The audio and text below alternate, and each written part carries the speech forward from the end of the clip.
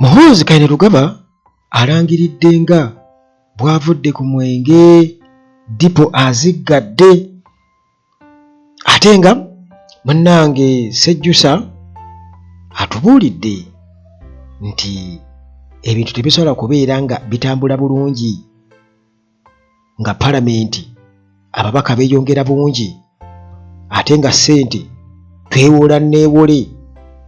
Kale munnange ebyo byonna biri awo Bobi Wine n'obubaka bwe 226 nga twolekera akalulu protest vote.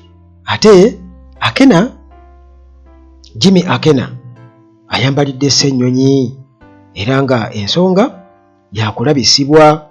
Lwaki otulabisa? Genda mpola. Kale munnange bwe ntyo bwe ngenda okubeera nga ate nkuyisayisaamuko mu ebyo ebiriwo mu ggwanga lyattu lino Uganda mpola mpola. Kulamusizaako gyebaleko gyonna gy'otuusaako engalo nange gyengeno mwe mikwesise. Ate era nga munnange dokita waffe waali nnyo gwalina ebirwadde eby'enjawulo. Munnange wandibadde ogezaako kubanga obujulizi abantu babuwa. Kale munnange namba zange bweziri wano. Bwe munnange bw'obanga wandyetaaze okubeera nga ofuna obujjanjabi okuva eri omuntu nze gwe ntwala nga ali talented, kwegamba waliwo abantu abamu nga oba kati mu mbeera eya bulijjo eriyo abantu beta ba handyman ng'asobola alina knowledge kumpi ku buli kimu. Asobola okukanika, asobola okuzimba, asobola okukola bwati. Kati eriyo abantu bwe batyo mu busawo ng'ali talented nga ye munnange buli kyomuteera ku mmeeza akitunuulira tetumanyi. Munne Mukama Katonda y'amanyi engeri gy'atondamu abantu be. Naye nga dokita waali bwe mugezeeko enamba zange bweziri awo 1-15-773. Ate nga ne maintenance palace gye bali nnyo gwe ayagala solar systems zonna eby'amasannyalaze eby'amazzi. Hillside view apartments wali ku Kasozi Jjanyi tuka Ennamulanda Kitende Kajjansi buuza ejjanyi ku kyaki we wali apartments muganda wange ezitemagana ng'omuntu, amasannyalaze tegavaako, wifi ya bwereere, transport okunona wooli naye wa bwereere. Biba Hillside view apartments ku Entebbe Road. Kale munnange bwe tutyo tutandikirewa nga tunagenda ku Sejjusa kubanga yabadde n'obubaka obw'amaanyi ennyo. Naye katusookere ku Dipo Naziggala. Waliwo akayimba kaffe kali ne leero navudde ebikunya gyemuti yalira ate Bobi Wine yaddamu akayimba akakafeero bannange. Kaakati munnange tugambe tutya ne leero navudde wa kati Muhoozi avaawa temwenjogeza ebibi wano ne mundeetera ebizibu kubanga kakati akayimba atyako tenereero navudde wa navudde wa kubandaba kakati bannange Muhoozi Kainerugaba alangiridde nga bw'avudde ku mwenge Dipo aziggadde. Era ono atukakasanga bwe yayonoonebwa nti abamwonoona be bakulu mu magye ba military elders be bamwonoona. Ekyo nno abantu bakigaanye kubanga bagambye nti ba military elders be yeekwasa baritayaringa n'ebitiibwa byabwe. Bangi ku bo bali retired baritayaringa n'ebitiibwa byabwe era tebakolangako byambyone nga byakoze n'okwogera ebintu ebitajja nsanga byakola ki byayogera. Nakisomye mu comment section ku mutimbagano ku mukutu gwe gwa X ng'omuntu omu amugamba tolimba abo gwe booyogerako muganda wange. Toyinza kugamba nti gwe kakati wabemulatingako ekyo kyewabakopako ekyo ekyokutamiira kwe wayitawo obuyisi. Anti kati ki manyi bagamba nti omuntu asobola okuyitawo osobola okuyigiriza omuntu akiri n'ayitawo mu butamanya. Kakati oba oli awo yayitawo singa atubuuliddeyo nti gundi kati ne tubuuza bwaki mwakola muti ne batunnyonnyola.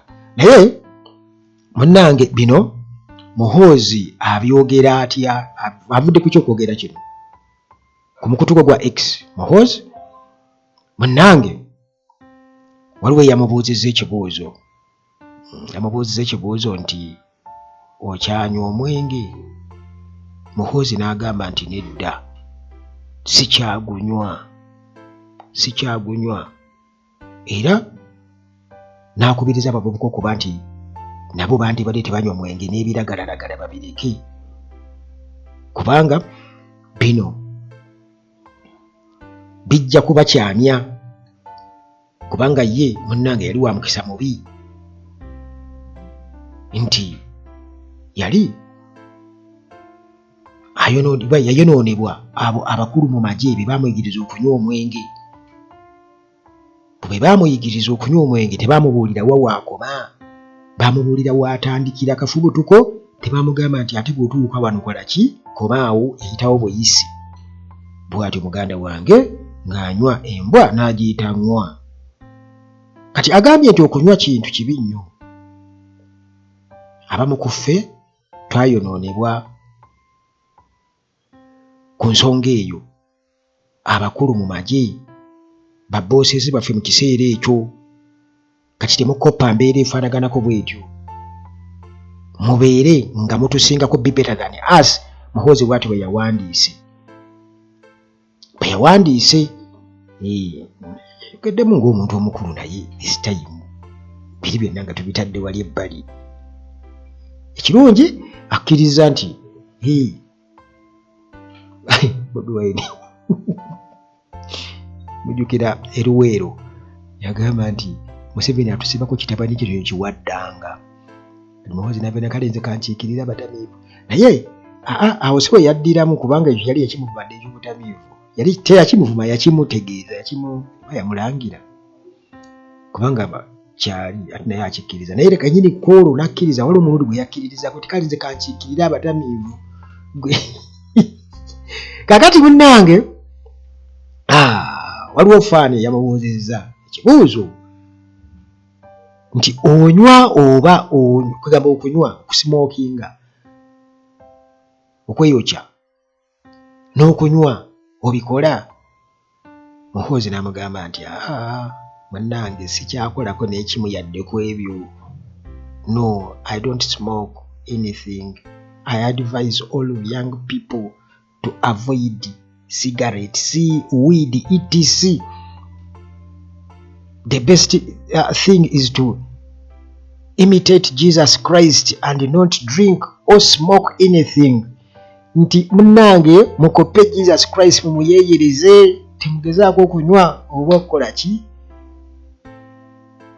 Nti you'll be great people, mujja kuba bantu b'amaanyi nnyo era mujja kuwangaala. Muhoozi bw'atyo bwe yapositinze. Naye waliwo omuntu omu ate yagambye nti Bayibuli yagamba tunywako katono, mumunyweko katono, era n'awa ne we yabijje mu Bayibuli. Kuuli yamubuuzizza nti kiri luddawa mu Bayibuli, n'asitatinga n'agamba nti kiri mu Timothy vaasa ey'okutaano olunyiri lwa 23. Bw'atyo bwe yatutegeezezza. Kwegamba bano bantu bakiraabu tayagala. Muganda wange tugamba nti tukuviireko ddala nga kyategeeza. Kakati munnange Muhoozi ng'amaze okubeera nga ayogera ebigambo ebyo, nayinza biyinza okuba by'ebyamakulu byakasengo. Muhoozi nze bwe mba sirimba biyinza okuba ebigambo eby'amagezi Muhoozi byakasobola okwogera kankisitatinge bwentyo kunze okubuulirira abaana abato. Naye dipo yaziggala. Kuba kati bw'abanga dipo yaziggala ate bw'ajja n'ayogera bino by'ayogera ate abyogera ababadde, kitegeeza nti kakati bw'aba dipo yaziggala abyogera ali kwalaali, kati ate bw'aba ayogera ebyo ebityo kiba kitegeeza nti ate kakati aba yayitawo nti kati yeetaga rehabilitation muzzangulu. Tetumanyi nti omanyi omuntu asobola okuyitako, omuntu asobola okunywa enjaga n'ayitako, asobola okunywa omwenge n'ayitako, era bw'omusanga ayogera ebintu bitakola ki, bitakwatagana. Kakati tetutegeera state kyate awo, kubanga ndabira obubaka bukyatambula mu kutugwe ogwa X, oba kale ndowooza bayeewa ennaku nga waliwo ennaku zaanywa ne zaatanywa, anti kati bwe batyo bava ku mwenge tosobola guvaako speed mangu. Naye ate nze nina eddagala eriwonya abantu omwenge. Yes, manyi omuntu alirina nga liwonya abantu omwenge. Bweriri bwe muganda wange, towakana. Kakati munnange Muhoozi ng'amaze okwogera ebyo katugambe nti oba agenda akula naye akulira ku myaka 5 kino kyo kyewuunyisa myaka 5 ng'aba aseetinze ate peezi muganda wange nti abo tubalinda ku myaka 5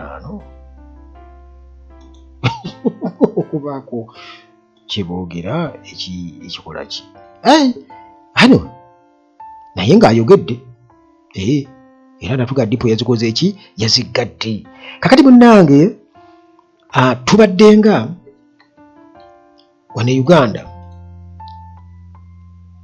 ebizibu byonna bye tufeesinga byonna tubifeesinga oba tubitomedderwa muntu omu oba ndowooza ya muntu omu reasoning ya muntu omu wamu n'okweremeza mu buyinza era oyo ye General Museveni.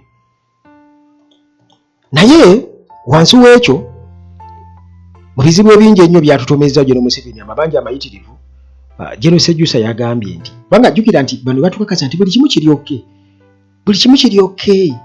bukiri fine buli kimu kiri okay era tetwagala abantu bagenda kyankalanya Uganda ku destabilizinga temwenyigira mu byabufuzi temukola ki muleke bana Uganda bakole emirimu gyabwe temuteekawo kwekalakaasa n'okuba kwa mirembe kutya buli kimu kiri okay kakati nga twebuuza nti oba ffe abatalaba bulungi nti waliwo ebigenda mu maaso oba ffe ejjo situli baalungulu oba tuli bakatinko butinko oba tetusiima busiimi kakati General Sejjusa agambye nti muyinza mutya okugamba nti buli kimu kigenda bulungi buli kimu kiri bulungi muyinza mutya okugamba nti buli kimu kiri bulungi nga Palamenti ya Uganda ewemmenta ssente z'omusolo empitirivu bwe zityo.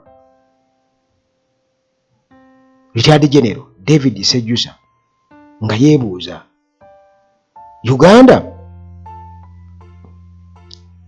esobola otya okubeerawo ne sustaining ku Palamenti esasula omusimbi omuyitirivu ate ng'erimu ababaka bayitirivu Uganda esobola otya okukola ki okweyimirizaawo kubanga nti tukimanyi bulungi nnyo nti bajeti ya Uganda esinga obunene eyambibwako foreign aid sente ziva wabweru nze bwendabira ddala ng'ekifanagana ne ba foreign funders Uganda naye edipendeka kuba foreign funders Museveni baatakola ki baatayagala kubanga singa tebateeka sente wano gavumenti eyali badde tekola ki teriiwo nti enguzi teyandibaddewo ate nga kwatambuliza ekintu kye n'ebintu ebirala kubanga akasente bwe kajja bo ne bakola ki ne banyaga nga bwe baagala n'eza wano nazo ne bazikola ki ne bazitoga kwegamba bo bali awo oba engali empanvu baazijjawa tujja tuke ekiseera tugambe abantu bannange bano abantu be bati tubajjukirako kino na kino naye omulembe gwa Museveni tubajjukiddeko bubbi na butemu busosoze naye ng'obubbi babbi n'ettima lingi kati Sejjusa ku mukutu gwe gwa X bw'atyo nga akompeyaringa Palamenti ya Uganda erimu ababaka 5 ate nga namba esuubirwa okubeera nti yeeyongerako paka ku 6 nga bamaze okubeera nga bateekawo kati political cities endala ne divisions wamu ne municipalities kakati eyo ng'agikompeyaringa oba ng'agigeraageranya n'eya United States Congress eno erina ababaka 535 ate ng'era population abantu obungi mu America mu states zonna ezikola United States of America bali miliyoni ziri 340 Uganda erina miliyoni 45 United States of America erina miliyoni 340 Uganda erina miliyoni 45 naye ng'ababaka aba Uganda basuubirwa okuva ku 5 bagende ku 6 so nga ate United States Congress erina ababaka 535 ku miliyoni zaabwe 340 ekyo ng'akyebuuza era bw'atyo nga yeewuunya nti Uganda newankubadde erina ka ekonomi katono nnyo n'abantu batono naye ba MP bafuna kiralu benjoyinga heavy benefits kubanga muno mulimu miliyoni 2 zebabawa okusobola okufuna emmotoka, miliyoni 3 zino ndo zikola ku allowance y'amafuta twogera kuli buli mwezi, miliyoni 2 zino zigenda ku constituency work, miliyoni 2 town running expenses, kati ne monthly salary sebo mu miliyoni 6.5 kati kugatta na ziri zonna bazifuna lumu n'agattagatta kumpi abayagala kuyingira bukadde bumeka Uganda wange kati bwabanga obulimbwa mu 5 kati gattako na zino zibagiragira nga bayingira mu office ya speaker bwe batyo bakole batya bayiseyisebo bibire bitategereka kitegeeza nti omwezi ayinza okubuka n'obukadde 10 mu mukyali awo musaaga. Kakati munnange bano ba MP ngera bwe nkutegeezezza nti musaaga mumanyiko ntono bafuna ne allowances ku domestic ne foreign trips eziri wano zibatambula ennyendo za wano Uganda nezo ez'ebweru bagenda wabweru era nawo ne bafuna akasente. Bano bajjanjaba bweru wa ggwanga okusinziira munnange kusejjusa agamba nti gavumenti espendinga biliyoni 1 singa ate omubaka wa parliament abeera afudde kati nga olaba Segirinnya bwe yafa akawumbi kamu gwe walaba bampuuka kwagala kulwanira mulambo kumbe bali kawumbi bakatetenkanya tukakoze tutyo okulaba nti tukawaka accountability ne bafumbayo obukyera awo naye nga bo bawoja kimu mulambo kumbe eri already online olugendo okulya ku kawumbi ako akamu. Kakati eggwanga eryavu nga Uganda Sejjusa agamba nga tuliwo nga kugamba Bill Gates tumwesigamyeko nnyo naddala ku kujjanjaba omusujja, ebitongole nga USAID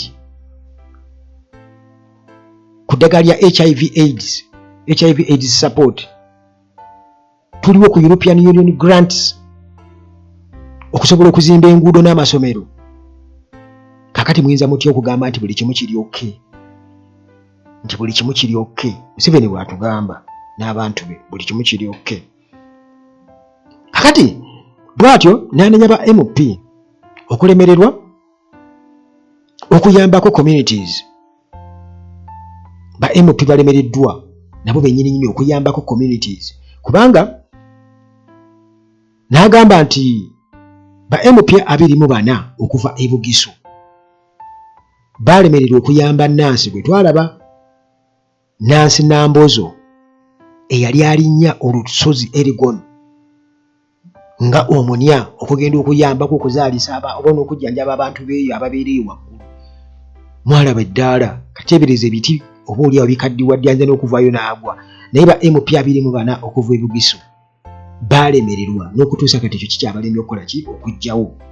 Kati Sejjusa munnange nga bwabyogedde awo ebadde debate mu ggwanga lyonna, ebintu ng'ebityo nga byogerwako, parliament engeri gyekosamu eggwanga mu ngeri ya expenditure, ate nga ne gavumenti okubeera nga kati eyongera constituencies endala, kiba kitegeeza kigenda kubeera nga munnanga ate kireetawo budget constraints.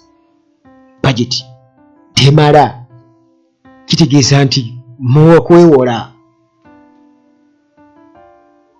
Kati gwe munnansi ali eno wansi munnange ebyo byonna olina okuba nga obimanya ng'era ng'obitegeera, naye nga si bipya mu matu go tuze nga tubyogera newankubadde tulina okuba nga tubiddiŋŋana kubanga mmwe mwerabira mangu wano Muhoozi afumbayo wali just omuceere mu buli district ne bafumbayo omuceere ne mugenda nga mwabyerabidde dda nga mwabivuddeko dda.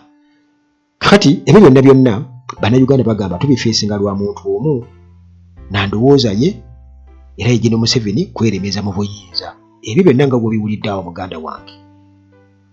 Kakati bannange eyo nga tuvuddeyo still tetujja kuggwamu essuubi anti bagamba talina mukamwana yekamwana yekka. Bobi Wine bw'ati munnange ayongedde okubeera nga ate awanga okubeera nga atwala obwa president obw'eggwanga lino mu campaign era awadde obubaka posta empya yafulumye era nga eno ye posta egenda okubeera nga ekozesebwa 2026 presidential bid era nga bamaze dda munnange okubeera nga bagironkinga new campaign poster n'obubaka munnange bwawadde nga buno bwe butyo buwaawo ruumu ntono nnyo mu kubuusabuusa ku kiki ekigenda mu maaso. Obubaka si bunene yagambye nti a new Uganda now, a new Uganda empya kati, Uganda empya kati. Bubaka buno yabutadde munnange ku mitimbagano ku bibanja bye ku social media wonna era nga nsuubira okubanga buli muntu yenna yabusomye n'abutegeera ne posta empya yafulumye. Kati posta eno eriko slogans nyingi era nga eno yetikira ddala ekifaananyi ekya NUP, people power, our power, protest vote, ebigambo ebiriko era nga munnange awo wetuli 2026 jukira nti 2021 campaign nti newankubadde nga twagezaako kyetusobola. Museveni bw'atyo muganda wange bamulangirira nti yafuna ebitundu 58 ku buli 100. Guno mundi Muhoozi agamba alina funa 85 ku buli 100 nga Kagame bwe yakola eri. Alina kwerangirira naye bw'atyo. Kyagulanyi ne bamulangira ku bitundu 35. Kakati guno mulundi baagala kati baleesa abantu bangi bagenda kuba bonna onnenge babagabanyagabanya kubanga nakugamba nti waliwo olukwe okubeera nti baswaza NUP, people power n'abantu bonna okubalaga nti tewaliiwo bantu kye beetaaga kuteekawo enkyukakyuka. Tutambuliraawo taata ate akwase omutabani ne mutabani akwase omuzzukulu bwe bityo kyebagezaako okubeera nga batulaga. Naye gwe ekyenjagala okumanya, ekyenjagala omanye nti abantu kati bategedde nnyo enkyukakyuka era nti amaanyi Bobi Wine ge yalina mu 2021 tebakulya ssente nti gaakendeera, geeyongeredde ddala. Ogenda ku ground abantu bongedde okutegeera wawe bagenda okubeera nga bateeka akalulu. Newankubadde nga ekyokubba akalulu ekyo kyonjagala okubulira nti Museveni tasobola kuyita kugamba, tasobola kuyita ku mbubbu nga teyeesokodde. Era bagamba bw'ajjayo nomination papers bukakasa nti already byabakama aba ali ku order, amanyi ki ekyokukola era ne kooti Owinidolo aba amanyi bulungi ennyo nti alina okulangira kwa Jeremy Museveni kugamba bamulangirira mu kooti. Kooti yalina okumulangirira ne batandika omukulembeze w'eggwanga omulonde bwe bityo. Kakati munnange already obubaka bwafulumye dda era nga posta yafulumye n'obubaka obuliko bonna people power, our power, protest vote muganda wange. Kakati wabadde nga embeera naddala opposition already kati oba abo ababadde beerimbika mu opposition ekintu kino kyayogerwako Bampuuga bwe baali e Masaka nga batongoza DF yaabwe Democratic Front. Mohamed Nsereko baaliyo n'abalala bwe balinnya mu kimu ne boogera ku nsonga ya Bobi Wine okubeera nga abalabisa nti abalabisizza nnyo. Naye nga Bobi Wine ekintu ky'okulabisa kye yaleeta kino kisunsudde opposition ne kigireka wali. Abantu bategedde era gwe Munnayuganda wenna Bobi Wine olina okumwebazaako ebimu ku ebyo achievements zaleese kwe kubeera nti naasobodde okutwawulira ensolima newankubadde zikyalimu naye ezirimu zaatandika okutya, ezimu zigenda zigamba owange eri teri kalungi katukole ki katubeere wano, naye era nga tezizizaako kubeera nsulima. Mese za musonso zitukeketera muli naye nga mweziri ensolima zikyalimu. Naye kati Bobi Wine asobodde okubeera nga ajjawo ensolima ne bazaanika mu lwatu era kati buli Munnayuganda waali akimanyi bulungi nti ono alya mu lulime n'olugise, ono atuguumaaza buguumaaza. Be bano abaagala okusigala mu opposition ebbanga lyonna kubanga bafunamu nnyo mu Museveni ekyakibawadde. Kakati Jimmy Akena yeeyunze ku Bampuuga. Bampuuga abagamba nti Bobi Wine mbu engeri gyakwasaganyaamu ebitu by'okubalabisa mbu asse nnyo political careers zaabwe mbu nga bo mbu abali mu kirasi eri erina okufuga ffe mbu balina kubeera nga bateeseza eri differences zaabwe mbu bwe bajja eno mu bantu ne batuwa ekifaananyi kirala bampuuga bwe bagamba mbuti baali tebasanye kwabizibwa mbwenu muffe tusigale nga tulowooza bakyali bantu balungi, kumbe baafa dda, dead alive.